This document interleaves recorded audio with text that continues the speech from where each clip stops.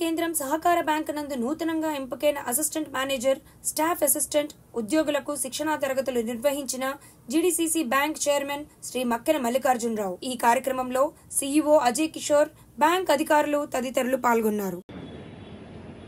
ఈ రోజు మీకు చిన్న ఉదాహరణ, మన ముఖ్యమంత్రి చంద్రబాబు నాయుడు గారు ఈ రోజు కూడా 75 సంవత్సరాలు వచ్చిన ఆయన ఏ అంటాడు, ఎప్పుడు సెల్ చూస్తానే ఉంటాడు.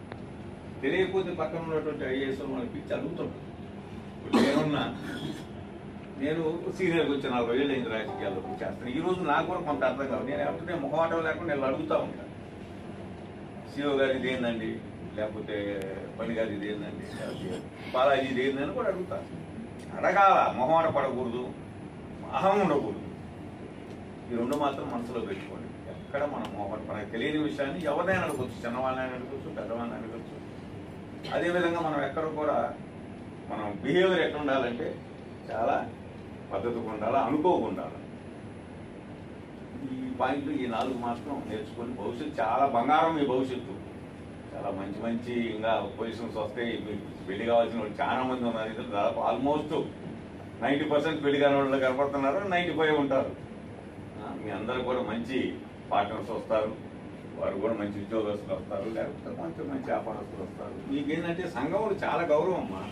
మేము ఈ రోజు కూడా బ్యాంకుకి పోతే, ఇప్పుడు బ్యాంకు వచ్చినప్పుడు రైతులు కానీ ఎవరైనా ముందు మీకు నమస్కారం పెడతారు, వయసును చూడరు, మీ పదవికి వస్తారు. అసిస్టెంట్ మేనేజర్ రాగానే మీకు నమస్కారం అండి అంటారు, మేనేజర్ గారు అంటారు.